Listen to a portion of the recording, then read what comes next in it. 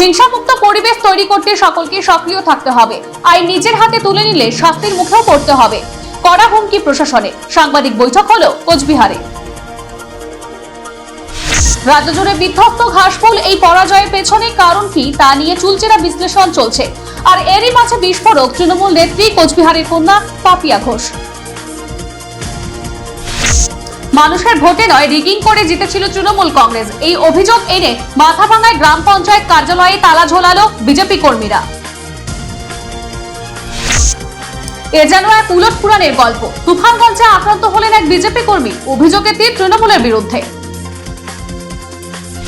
কিছু ধান্দাবাজ মানুষ বিজেপির পতাকা ব্যবহার করছে।